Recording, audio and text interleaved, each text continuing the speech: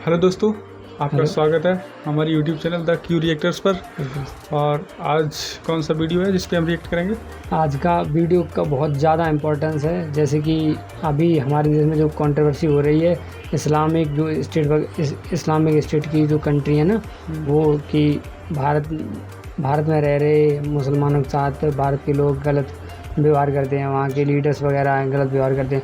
तो ये उन सभी चीज़ों को बीट करने वाला वीडियो है, काफ़ी अच्छा वीडियो है, आप लोग ध्यान रखें। तो इस वीडियो का जो टाइटल है वो है इंडियाज़ रिचेस्ट माइनॉरिटी। तो देखते हैं कि इंडिया में जो रईस माइनॉरिटी हैं उनको, तो ज़्यादा टाइम वेस्ट ना करते हुए देखते हैं सीधा वीडियो को। Let's start. नमस्कार दोस्तों, famous industrialist Jamshed ji Tata, field marshal Sam Manekshaw, Bollywood actor Boman Irani और Indian nuclear scientist doctor Homi Bhabha. जानते हैं इन सब के बीच में क्या कॉमन है? ये सब एक ऐसी कम्युनिटी से बिलोंग करते हैं इंडिया में जिसकी पॉपुलेशन बहुत कम है, लेकिन ये कम्युनिटी शायद से इंडिया की सबसे अमीर और सबसे सक्सेसफुल कम्युनिटी रही है, Parsis. India now has the most Zoroastrians and the community there is wealthy and influential. They're known as Parsis, meaning Persians. It's a religion which in fact encourages capitalism, but capitalism with a very important social responsibility that if you've made a lot of money, you must learn to share it. I love the idea that the community is seen as a slightly eccentric, slightly weird, slightly strange community, but very loved.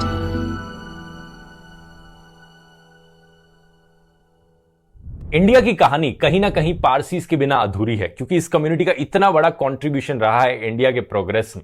India की पहली steel mill, India की पहली commercial airline, India का पहला luxury hotel, Asia का पहला stock exchange, इन सब के पीछे कोई ना कोई पारसी रिस्पॉन्सिबल। लेकिन फिर भी पारसीज की कहानी इंडिया में शुरू नहीं होती। पारसी शब्द का मतलब होता है पर्शियन भाषा में। आज के दिन हम इस शब्द का इस्तेमाल करते हैं एक स्पेसिफिक माइनॉरिटी कम्युनिटी के लोगों के लिए, वो लोग जो 8 से 10 सेंचुरी के बीच में ईरान से इंडिया आए थे। इस कम्युनिटी के लोग एक रिलीजन में मानते हैं जिसका नाम है ज़ोरास्ट्रियनिज्म। हिंदुइज्म, इस्लाम और क्रिश्चियनिटी जैसा ही एक धर्म है ज़ोरास्ट्रियनिज्म, लेकिन उतना पॉपुलर नहीं है इन तीनों धर्म जितना। इसी रीजन से इस कम्युनिटी के लोगों को ज़ोरास्ट्रियंस करके भी पुकारा जाता है। ज़ोरास्ट्रियनिज्म को माना जाता है कि यह दुनिया का सबसे पुराना मोनोथीस्टिक रिलीजन है, जिसकी शुरुआत ईरान में हुई थी आज से करीब 4000 साल पहले। मोनोथीज्म मतलब इस धर्म में मानने वाले लोग मानते हैं कि सिर्फ एक ही सुप्रीम गॉड है, सिर्फ एक ही भगवान है। इसका ऑपोजिट होता है पॉलीथीज्म, जिसमें लोग मानते हैं कि मल्टीपल गॉड्स हैं, मल्टीपल भगवान होते हैं। तो हिंदुइज्म एक पॉलीथीस्टिक रिलीजन है और इस्लाम, क्रिश्चियनिटी जैसे रिलीजन्स मोनोथीज्म की कैटेगरी में आते हैं। हालांकि क्रिश्चियनिटी को लेकर काफी चर्चा होती है कि वो एक्चुअली में एक ही भगवान में मानते हैं या 3 में मानते हैं, तो उसे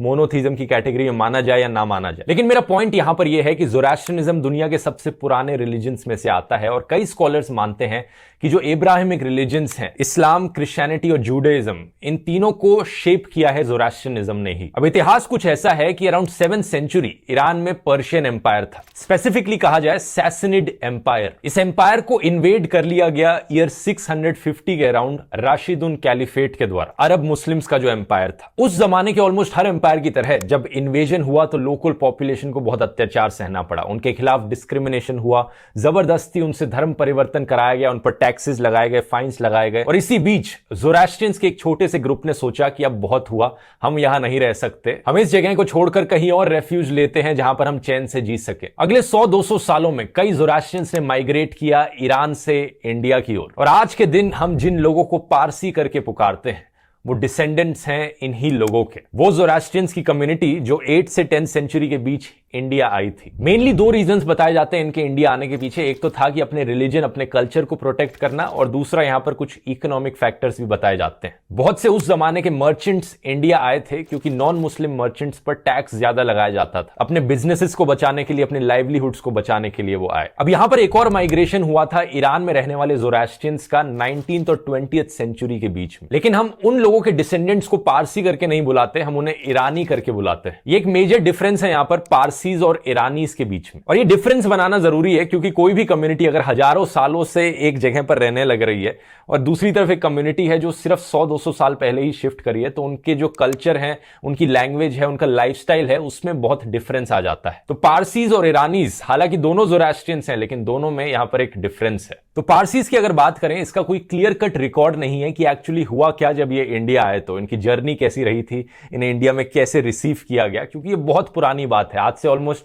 1500 साल पुरानी बात है। और हिस्ट्री की बात ही कुछ ऐसी है दोस्तों कि जितना आप टाइम में पीछे जाते हो उतना ही मुश्किल हो जाता है जानना कि एग्जैक्टली क्या हुआ था। जितनी रीसेंट हिस्ट्री होती है हमें उतना ही ज्यादा पता होता है उन चीजों के बारे में। जैसे ब्रिटिश राज के बारे में हमें बहुत कुछ पता है क्योंकि बहुत सारा क्लियर कट रिटन रिकॉर्ड है। उसके बाद मुगलों के बारे में बहुत कुछ पता है क्योंकि वो सिर्फ 300-400 साल पुरानी बात है। फिर जितना ही टाइम में आप पीछे जाते जा रहे हो उतने ही कम हमारे पास हिस्टोरिकल रिकॉर्ड्स रखे हैं। पारसीज की जर्नी को लेकर सिर्फ एक रिटन रिकॉर्ड है हमारे पास, किस्सा संजन नाम से। ये एक पोएम है जो 16th सेंचुरी में लिखी गई थी, यानी करीब 800 साल बाद उनकी जर्नी के। इस पोएम के अनुसार ज़ोरास्ट्रियंस की ये छोटी कम्युनिटी बोट्स में अरेबियन सी पार करके इंडिया की तरफ आई, दीव नाम के एक आइलैंड पर। वहां पर ये लोग करीब 19 साल तक रहे और फिर इन्होंने डिसाइड किया कि ये मेनलैंड इंडिया में रिलोकेट कर लेंगे, वहां पे इकोनॉमिक अपॉर्चुनिटीज ज्यादा है। इसी तरीके से ये आ गए गुजरात में संजन शहर में। किस्सा संजन के अकॉर्डिंग वहां पर एक लोकल महाराजा राणा थे और ज़ोरास्ट्रियंस के इस ग्रुप ने डिसाइड किया कि वो अपने एक प्रीस्ट को सिलेक्ट करेंगे जो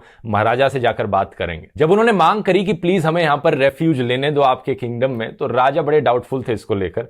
वो एक दूध का गिलास लेकर आए जो पूरा भरा हुआ था और कहते हैं कि हमारे इस साम्राज्य में जगह नहीं है और लोगों के रहने की। तो जो ज़ोरास्ट्रियंस के प्रीस्ट थे वो कुछ चीनी मांगते हैं और चीनी को दूध में डालकर मिला देते हैं और कहते हैं देखो चीनी जिस तरीके से दूध में घुल जाती है, हम लोग भी आपके इस साम्राज्य में घुल मिल जाएंगे बिना दूध के ग्लास को ओवरफ्लो करे। महाराजा राणा बड़े खुश हो जाते हैं इस एग्जाम्पल को देखकर और वो उन्हें रेफ्यूज दे देते हैं। उन्हें जमीन ऑफर करी जाती है रीसेटल करने के लिए और कुछ रिसोर्सेज भी दिए जाते हैं, लेकिन कुछ कंडीशंस होती है महाराजा की। पारसी औरतें साड़ीज पहनेंगी, पारसी जो आदमी है वो कोई हथियार नहीं ले जा सकते अपने साथ, उन्हें गुजराती भाषा सीखनी पड़ेगी और अपने धर्म के बारे में राजा को समझाना पड़ेगा। अगले 100-200 सालों में और छोटे छोटे ग्रुप्स ज़ोरास्ट्रियंस के आते रहते हैं और यहां पर सेटल कर जाते हैं। यही रीजन है कि साल 1920 में एक संजन मेमोरियल कॉलम बनाया जाता है, एक संजन स्तंभ इस शहर में गुजरात में, इन पारसीज की ऑनर में जो इतने साल पहले यहां पर आए थे। तो ये संजन स्तंभ आप आज के दिन भी जाकर देख सकते हैं इस शहर में। वैसे अगर आप इस स्पेसिफिक एस्पेक्ट के बारे में और डिटेल में जानना चाहते हैं दोस्तों तो लिंक इसका नीचे। हुआ क्या कि जैसे जैसे साल गुजरते गए संजन शहर की इंपॉर्टेंस लूज हो गई गुजरात में as an important city for trading. तो पारसीज गुजरात से मूव आउट किए और इंडिया में और शहरों में जाकर बसने लगे। मेजॉरिटी जो लोग थे वो एक्चुअली में बॉम्बे गए। यही रीजन है कि आज के दिन लार्जेस्ट पारसी की पॉपुलेशन आपको इंडिया में मुंबई में मिलेगी। पारसीज ने आर्टिजन्स, ट्रेडर्स और मर्चेंट्स के तौर पर काम करना शुरू किया। 17th और 18th सेंचुरी में जब ब्रिटिश आए, यूरोपियन ट्रेडर्स आए, तो बॉम्बे की इंपॉर्टेंस और भी ज्यादा बढ़ चुकी थी। ब्रिटिश लोग स्पेशली ट्रेडर्स और आर्टिजन्स की तलाश में थे। यहां पर भी पारसीज ने इस अपॉर्चुनिटी का इस्तेमाल किया उनके साथ काम करने में। लेकिन कहीं पर भी इस वीडियो में मैंने अभी तक ये नहीं एक्सप्लेन किया कि पारसी कम्युनिटी इतनी अमीर और इतनी सक्सेसफुल कैसे बनी। तो इसके पीछे एक इंटरेस्टिंग रीजन है दोस्तों, ओपियम और कॉटन की ट्रेडिंग। 1700s और 1800s के बीच में पारसीज ने चाइना के साथ ओपियम और कॉटन की ट्रेडिंग करनी शुरू करी। इस ट्रेडिंग का एक इफेक्ट आज के दिन तक आपको ट्रेडिशनल पारसी साड़ीज में भी देखने को मिलेगा। उस जमाने में पारसीज को चाइनीज सिल्क बड़ा पसंद आता था, तो वो जब चाइना जाते थे वहां पर साड़ियां बनवा कर लाते थे अपनी वाइफ्स के लिए। इन साड़ीज को इंडिया में आकर अक्सर बेचा भी जाता था। इन पारसी साड़ीज का स्पेसिफिकली नाम था गाराज। इनमें आपको चाइनीज एम्ब्रॉयडरी, पर्शियन इन्फ्लुएंस और इंडियन इन्फ्लुएंस साथ में देखने को मिलेगा। अब साल 1729 में एक्चुअली में चाइनीज सरकार ने ओपियम की सेल और ओपियम का इंपोर्ट पर बैन लगा दिया क्योंकि चाइना में लोगों को बहुत बड़ी ड्रग एडिक्शन की प्रॉब्लम होने लग रही थी। तो 1830s तक आते आते पारसीज ने एक्चुअली में ओपियम की ट्रेडिंग का बिजनेस बंद कर दिया। एज एन ऑल्टरनेटिव उन्होंने कॉटन मैन्युफैक्चरिंग का बिजनेस करना शुरू किया और उस समय में कॉटन बहुत हाई डिमांड में था। सही समय में इन इंपॉर्टेंट कमोडिटीज में ट्रेडिंग करके पारसी कम्युनिटी काफी अमीर बन गई और क्योंकि ये अमीर बन गई कम्युनिटी, ये अपने बच्चों को इंग्लिश मीडियम स्कूल में अफोर्ड कर सकते थे भेजना ब्रिटिश राज के जमाने में। पारसीज के बच्चों ने इंग्लिश सीखी, वेस्टर्न मैनरिज्म सीखे जो कि एक लग्जरी कंसिडर किया जाता था उस जमाने में, और इसी की वजह से इनकी एक ऐसी इमेज बनने लगी कि पारसीज कम्युनिटी बहुत ही लिटरेट है, प्रोग्रेसिव है और सक्सेसफुल है। ऐसा ना सिर्फ इंडियंस मानते थे उस जमाने में बल्कि ब्रिटिश भी मानते थे। ये एक्चुअली में सबसे यूरोपियनाइज्ड इंडियन कम्युनिटी बन गई। कुछ इंडियंस एक्चुअली में कंसर्न भी फील करने लगे इस चीज को लेकर, लेकिन इसकी बात कभी किसी और वीडियो में कर सकते हैं। लेकिन अगर स्पेसिफिक एग्जांपल्स की बात करें तो एक एग्जांपल है जमशेदजी जीजी बॉय का, एक पारसी बिजनेसमैन जिन्होंने अपनी वेल्थ कमाई ओपियम ट्रेडिंग के द्वारा। ये अपने जमाने के सबसे अमीर आदमी थे इंडिया में और इन्होंने अपने कमाए पैसों को सिर्फ अपने ऊपर ही खर्च नहीं किया बल्कि चैरिटी के लिए भी इस्तेमाल किया। इसी रीजन से इन्हें इतना जाना जाता है। पुणे वाटर वर्क्स की 2/3 कॉस्ट इन्होंने कवर करी। इन्होंने sir Jamshedji school of art बनाया जो कि ओल्डेस्ट आर्ट कॉलेज है मुंबई में। इन्होंने जमशेदजी हॉस्पिटल बनाया जो कि आज के दिन ग्रांट मेडिकल कॉलेज मुंबई का पार्ट है। और ये एक ऐसी चीज है जो आपको ज्यादातर पारसीज में देखने को मिलेगी कि वो बहुत चैरिटेबल होते हैं, अपने पैसों को अक्सर डोनेट करते हैं कम्युनिटी के लिए, सोसाइटी के लिए। और इसके पीछे रीजन कहीं ना कहीं ज़ोरास्ट्रियनिज्म में छुपा है। ज़ोरास्ट्रियन थियोलॉजी के अकॉर्डिंग अच्छे शब्द बोलना, अच्छी चीजें सोचना और अच्छी चीजें करना, यही है जो बुराई को हरा सकता है। तो बहुत से ज़ोरास्ट्रियंस एक्चुअली में अच्छी चीजें करते हैं, गुड डीड्स परफॉर्म करते हैं, बड़े हॉस्पिटल्स बनाना, बड़े स्कूल्स बनाना या गरीब लोगों की सहायता करना। आज के दिन पारसी कम्युनिटी की पॉपुलेशन सिर्फ 0.006% है टोटल इंडियन पॉपुलेशन में। ऑफिशियल रिकॉर्ड्स के अकॉर्डिंग सिर्फ 57,000 पारसीज अप्रोक्सीमेटली रहते हैं इंडिया में। ये एक बहुत ही छोटा नंबर है, लेकिन अगर आप इनकी कॉन्ट्रीब्यूशंस देखोगे तो आप भी हैरान रह जाओगे। टाटा, गोदरेज और वाडिया जैसी पारसी फैमिलीज टॉप इंडस्ट्रियलिस्ट में रही हैं इंडिया के। जमशेदजी टाटा को फादर ऑफ इंडियन इंडस्ट्रियलाइजेशन करके बुलाया जाता है। उन्होंने टाटा ग्रुप की स्थापना करी और जमशेदपुर शहर की भी स्थापना करी। उनके ही रिलेशन में JRD टाटा इंडिया के पहले लाइसेंस्ड पायलट बने। एयर इंडिया की स्थापना करी, लेकिन इसके अलावा Tata consultancy service, Tata Motors, Tata salt, Titan Industries, इन सब की भी स्थापना करी। वैसे अगर यहां पर आप JRD टाटा की पूरी कहानी जानना चाहते हैं, कैसे उन्होंने एयर इंडिया बनाया और एयर इंडिया का क्या इतिहास रहा था, इस पर मैंने एक सेपरेट वीडियो बनाया था, इसका लिंक मैं नीचे डिस्क्रिप्शन में डाल दूंगा। इसके बाद ऑब्वियसली आज के दिन रतन टाटा अपने फिलेंथ्रोपिक कामों के लिए जाने जाते हैं। साइंस की फील्ड में है डॉक्टर होमी बाबा, इंडिया के न्यूक्लियर प्रोग्राम में एक अहम रोल निभाया। मिलिट्री में इंडिया के पहले फील्ड मार्शल सैम मानेकशॉ, इन्हें इंडियन आर्मी का one of the finest officers consider किया जाता है। इनकी सबसे बड़ी अचीवमेंट रही थी 1971 की इंडिया पाकिस्तान वॉर। पॉलिटिक्स की बात करें तो फिरोज गांधी, इंदिरा गांधी के जो हस्बैंड थे, वो एक पारसी थे। फिरोज गांधी ने एक्चुअली में अपना नाम बदला था, अपना सरनेम बदला था, गांधी किया था, क्योंकि वो गांधी जी से बहुत इंस्पायर्ड थे। इसके अलावा अगर फिल्म इंडस्ट्री की बात की जाए तो यहां पर लिस्ट इतनी लंबी है कि क्या बताऊं मैं आपको। डायरेक्टली देखा जाए तो नाम आते हैं बमन ईरानी, रॉनी स्क्रूवाला, साइरस ब्रोचा जैसे, लेकिन अगर इनडायरेक्टली देखें वो एक्टर और एक्ट्रेसेस जिनके एक पेरेंट भी पारसी हैं, तो इस लिस्ट में जॉन अब्राहम, फरहान अख्तर और फराह खान जैसे लोग भी आएंगे। स्ट्रिक्टली इन लोगों को पारसी नहीं बुलाया जा सकता, क्योंकि ऐसा माना जाता है पारसी कम्युनिटी के अंदर कि जो लीनिएज है वो सिर्फ मेल मेंबर्स के थ्रू पास ऑन होती है। मतलब अगर कोई इंटर रिलीजियस मैरिज होगी जिसमें एक पारसी आदमी नॉन पारसी औरत से शादी करेगा तो उनके बच्चों को पारसी कंसिडर किया जाएगा। लेकिन अगर एक पारसी औरत नॉन पारसी आदमी से शादी करेगी